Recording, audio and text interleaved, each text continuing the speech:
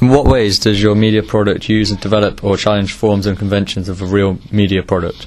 When concluding my secondary research, I analysed 2 slasher films, media packages of Halloween and The Strangers, in order to establish their media forms and conventions. My poster follows conventions of the genre set by both the real media products. I noticed that The Strangers poster challenged the horror movie convention of using cold, dark lighting instead of warm, brighter light to tell the audience about the location of the narrative, and it relied on the costume and violent imagery to entice and scare the audience.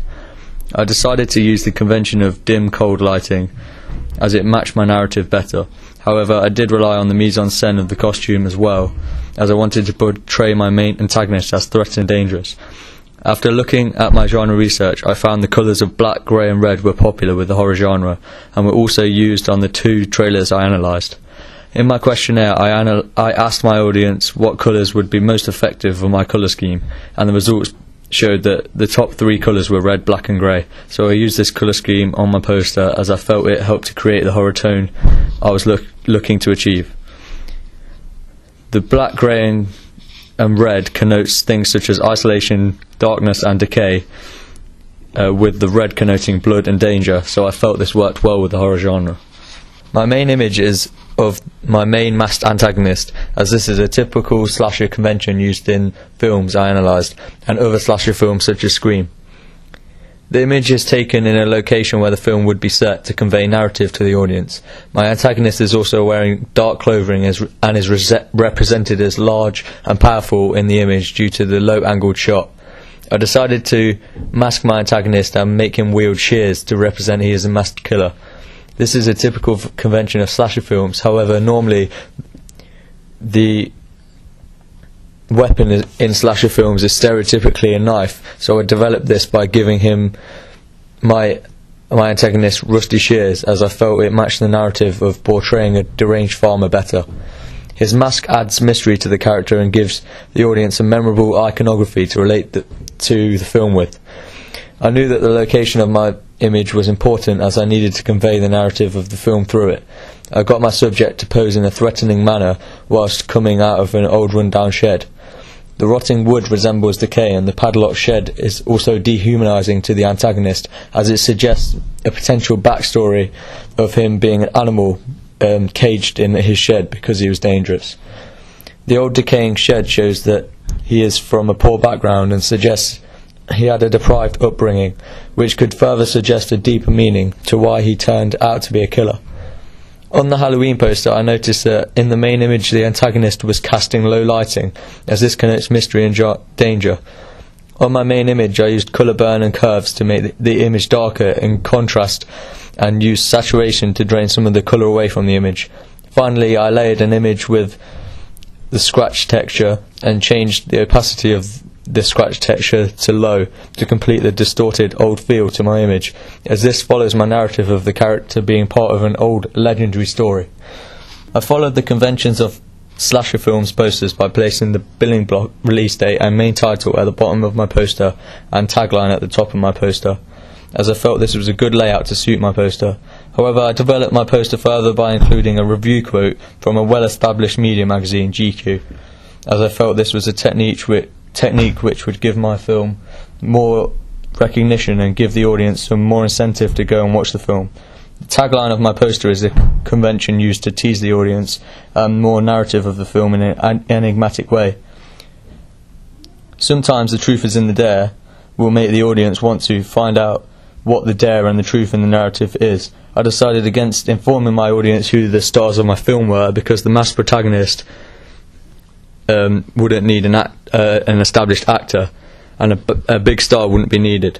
I also know that in horror films it is unconventional to have established stars in, although one of the films I analysed, The Strangers, did go against this convention by casting Liv Tyler.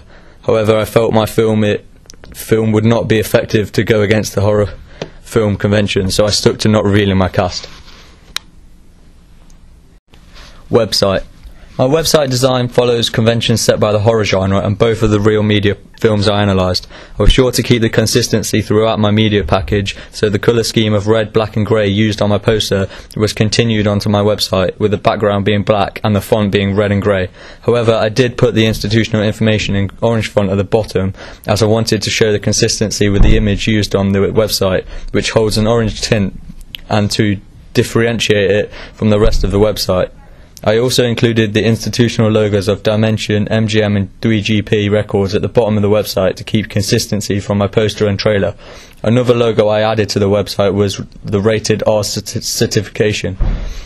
This tells the audience that the film is aimed at 18 plus audiences, and will also suggest to them that the narrative is likely to include things such as violence, blood, gore. I noticed a convention of horror websites was for the trailer to immediately start playing when you entered the webpage. This was done because it keeps the tone of the horror genre constant, as the soundtrack and dialogue will accompany the website. However, I did include a toggle sound button for the audience to mute the sound if they wanted. I included this as it was used by both websites I analysed, and felt it was a very effective idea. I went on to develop this idea by putting a full screen button to give the audience the best viewing experience. The automatic playing of the trailer is done for easy access and to draw attention to the trailer, which is the most important source of the narrative of my film. I felt this was a good technique of feeding my audience information which would make them want to watch the film. So therefore I followed this horror convention by placing a media player on the homepage of my website. Below my trailer is a share button, which prompts the audience to share the trailer on social networks such as Twitter and Facebook. This is a type of viral marketing which is good for my film, as it is free and effective, and as it reaches out to a wider target audience. This is a convention which targets my target audience of elder teenagers and young adults, and is a convention used by most modern films now, as it is widely recognised that the power of social networks is a good marketing tool. Therefore, like the Halloween website, I also included logos of social network sites for the audience to gain easy access to them, which will result in them gaining more information about the film. I also noticed that the Halloween website offered the audience a chance to sign up to the mailing list with their email in order to receive exclusive information. I like this idea, and this is something I included on my website too. I decided to use the navigation on my website and place it with the heading at the top. When looking at my texture analysis and other slasher film websites, I noticed that this was conventional. Now, navigation is linked to the other pages of the website with specific information about a certain thing, such as the cast, story, or experience. Therefore, it is easier for the audience to find the information they are looking for. I used a different main image on my website as I did to the poster, as I noticed this was a convention used by the other slasher films I analysed, including the two I analysed. The image is still of the antagonist, however it is a close-up this time of the iconic mask, which is the audience will be able to recognise the connection between the entire media package. I decided to challenge the convention of the image taking up the whole website. Instead, I placed it to the left of the media player, as I felt it was beneficial to my layout. Trailer.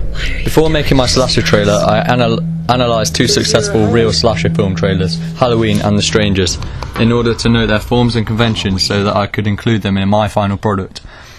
The first convention I wanted to establish was how the real trailers had presented their narrative of their film. The theorist Todorov suggested that the stages of the story should be equilibrium followed by disruption, then an attempt to repair followed by a new equilibrium.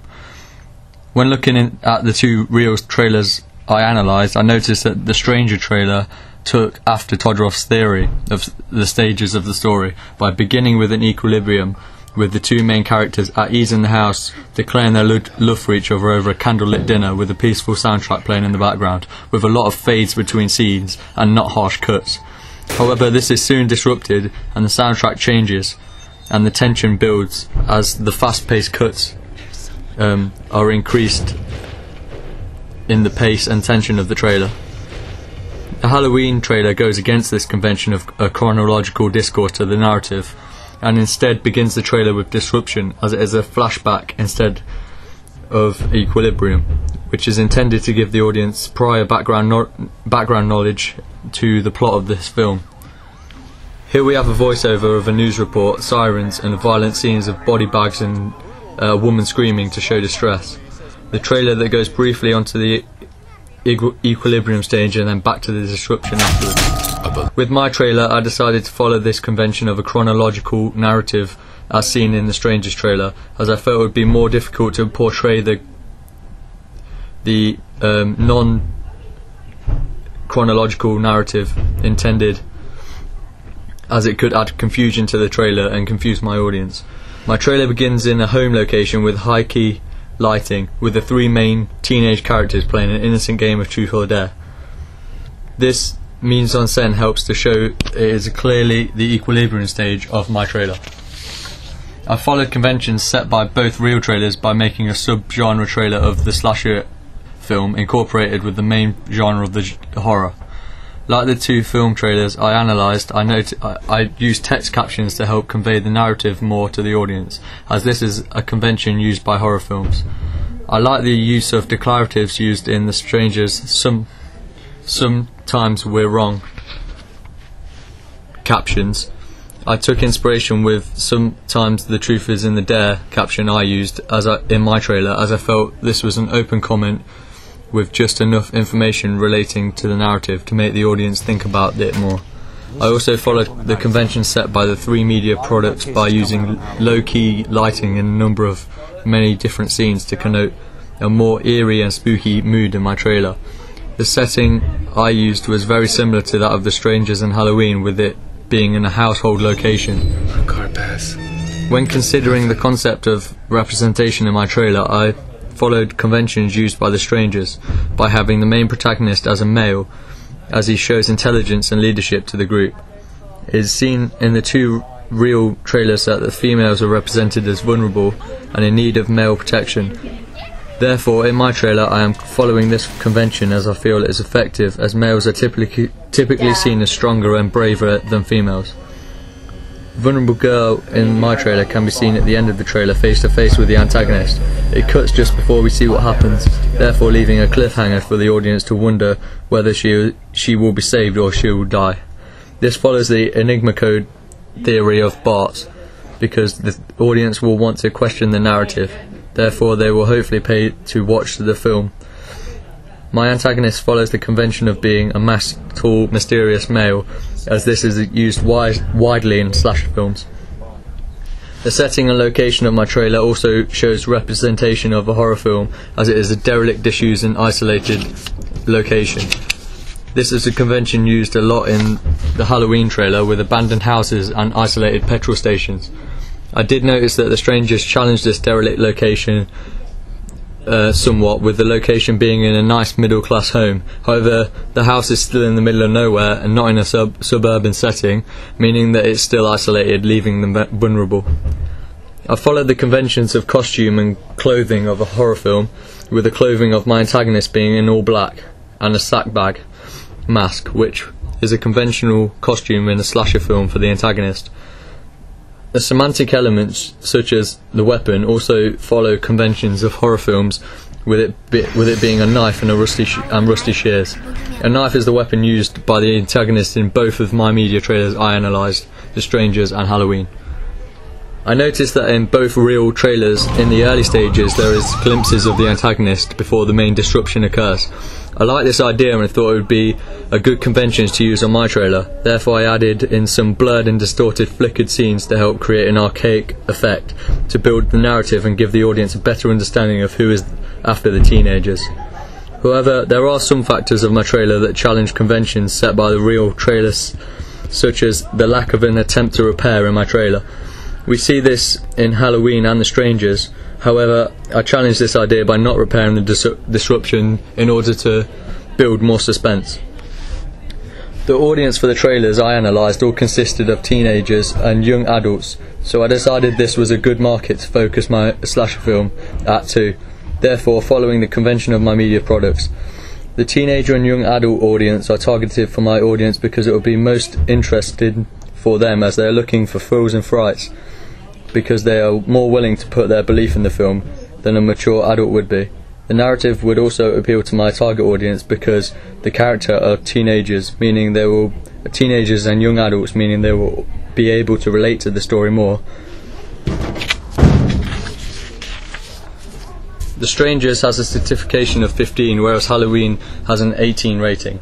I think I'll put my film at an 18 rating because this means that the target audience is more specific, and I can include more scenes and imageries of violence and adult themes.